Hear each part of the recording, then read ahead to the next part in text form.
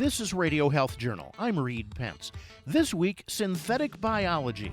Is it the answer to many of today's global challenges? I'm really excited about how synthetic biology may address key societal and human needs for global good. Transforming the world with synthetic biology when Radio Health Journal returns. I'm Nancy Benson, host of Radio Health Journal. If you enjoy listening to Radio Health Journal, you'll also like our sister show, Viewpoints, which covers a wide array of topics from education to history to the environment. Here's a preview of what they're covering this week on Viewpoints. In Asia, they make rice beers. In the Americas, they made corn beers. In Africa, they made sorghum beers. The rich history of beer.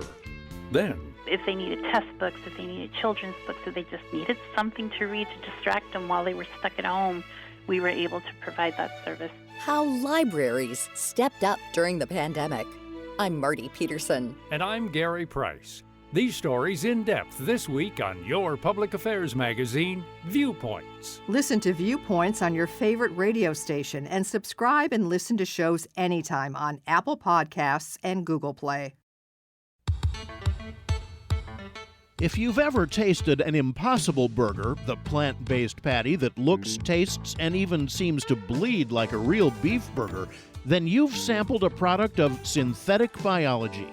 That's a new field of scientific research that merges biology, engineering, genetics, chemistry, and computer science to create novel or enhanced synthetic organisms.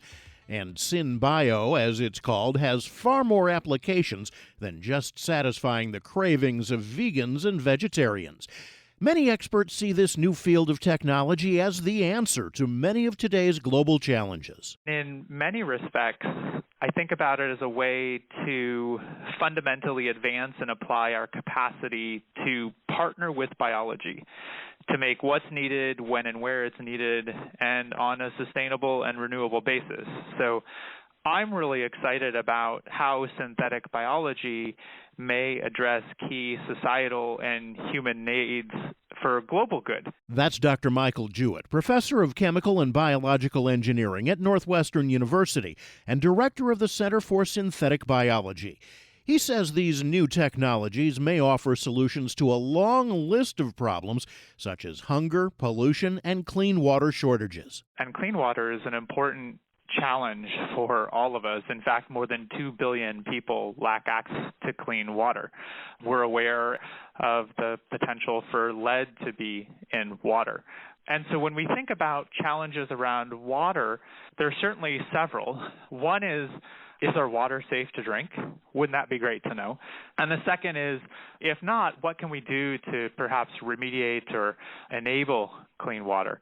And I think right now there are quite a few synthetic biology technologies that are being developed to kind of focus especially on the first part of that question. So how do we know if our water's safe to drink? A standard water quality test can cost $100 or more and take weeks to get the results.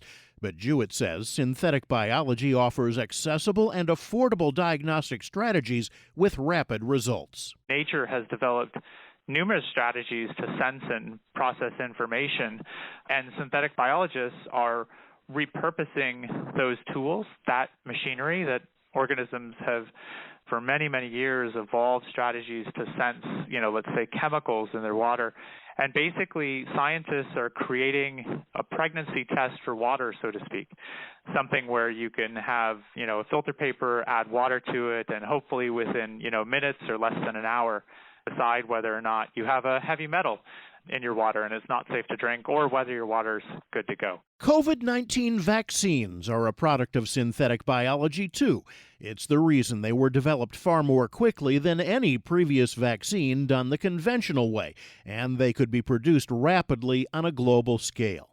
Jewett believes these same technologies will broaden access to other life-saving medicines across the planet. Just to give you an example, one of the things our lab has actually been working on is the development of a protein vaccine synthesis strategy, which right now we can make vaccines that will be protective against antibiotic-resistant microbes. So one of the challenges that will be facing society in the upcoming years is really the emergence of antibiotic-resistant microbes, where we can't use, your penicillins or your tetracyclines or whatever else you may be able to get from your local pharmacy to reduce bacterial infections. And so we've actually developed using cell-free synthetic biology technologies, so the ability to make vaccines for less than $1 in less than an hour. And what that means is that the scales, if you could imagine moving it to industrial scale, you could actually make 1 billion doses of a vaccine in about 3 weeks of continuous operation. But as with many breakthrough technologies, the potential for harm is also present, what experts call dual use. Nuclear energy is one such example. It powers our cities and lights our homes, but also made the atomic bomb. Bioethicists fear that synthetic biology will enable the creation of an equally or perhaps even more lethal weapon. At one end of the spectrum, a virus that you can make to put out there to inject something useful into a body that's not making a protein, you can also engineer that virus to be more virulent or more transmissible. That's Dr. Arthur Kaplan, head of the Division of Medical Ethics at the Grossman School of Medicine at New York University. He's a great fan of synthetic biology, but thinks there aren't enough security protocols in place to be sure this technology doesn't get out of hand or into the wrong ones. Those kinds of projects are sometimes undertaken to better understand how, let's say, infectious diseases like COVID or Zika or other infectious diseases work, find the right genes, tweak them, see in the lab, can you make them more active, even more virulent? And then if you're of ill will, you might actually be able to develop weapons using this type of synthetic biology, really put a strain out there of particular infectious disease, let's say, that could attack someone with a particular genetic background, kind of an ethnic or a racial weapon. So the potential is there for harm and grave harm. And at the same time, as I've said, there's a potential for a lot of good. In 2010, President Obama formed a commission to consider the new technology's inherent risks and benefits to society. At the time, the commission recommended a policy of prudent vigilance, concluding that any danger related to synthetic biology was far off into the future. The commission felt it was important to promote scientific freedom and not stifle researchers with too many regulations. The result is that today, no singular agency is dedicated to the security of synthetic biology technology. Kaplan thinks that's a mistake. And it's not because I would disagree that we're still at the early stages of synthetic biology. It's not clear that we really know how to make dangerous things or weaponize things or be in a position to, use the technology to attack particular groups or subgroups. However, the potential is there for accidents as research moves on. And I think tougher guidance is needed for synthetic biology, not only containment, which is an area that people have focused in on, but security. I'm well aware that in some synthetic biology labs, there's no security guard present. No one comes around and checks what's going on in the evening.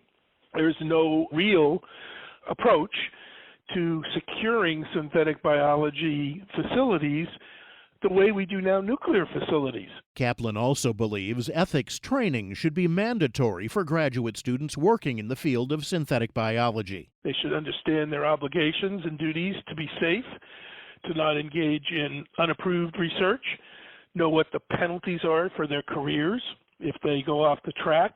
And for do-it-yourselfers, I think we need to create much more control over who can get what with respect to tools and training.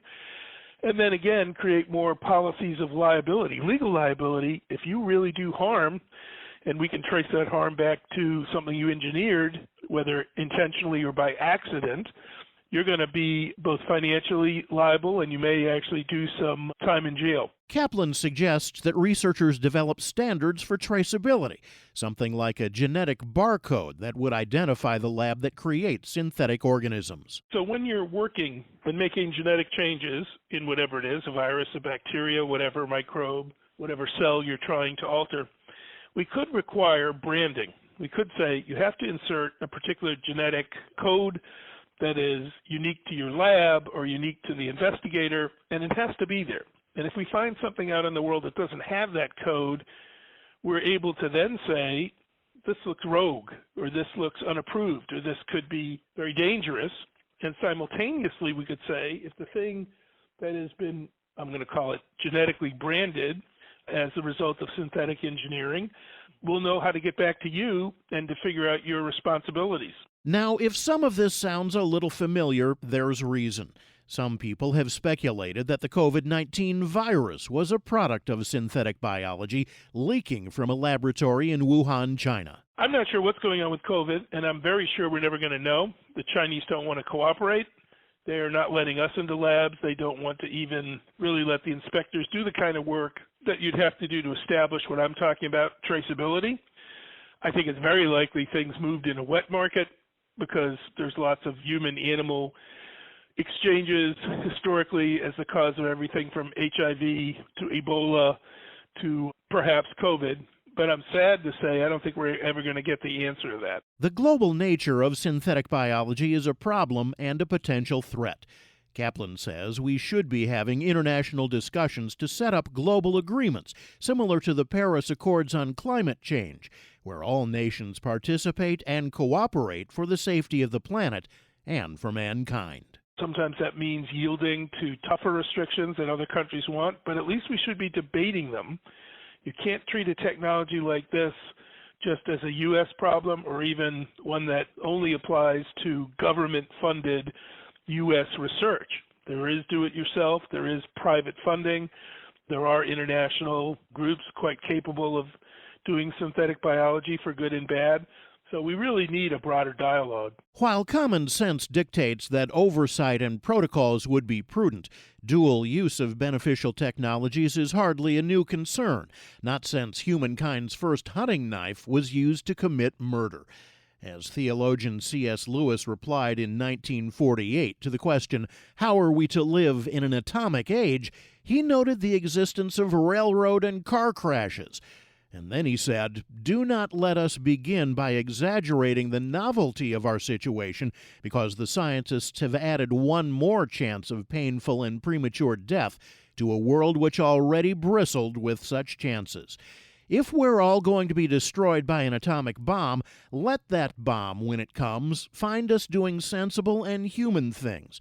Praying, working, teaching, reading, listening to music, bathing the children, chatting to our friends over a pint, not huddled together like frightened sheep thinking about death." Today, society is facing challenges to many extents of a magnitude that we've never seen, right? Whether that be human-caused climate change altering the health of our planet, the fact that 30% of the world's population lacks essential medicines. We talked about water. And I think that by combining disciplines and exploiting the intersections between them, synthetic biology has really become one of the most promising fields of research to address, I think, these types of challenges in planet health and societal health. And to me, as a scientist, that's one of the things that's really exciting. You can learn more about our guests and synthetic biology research by visiting our website at radiohealthjournal.org.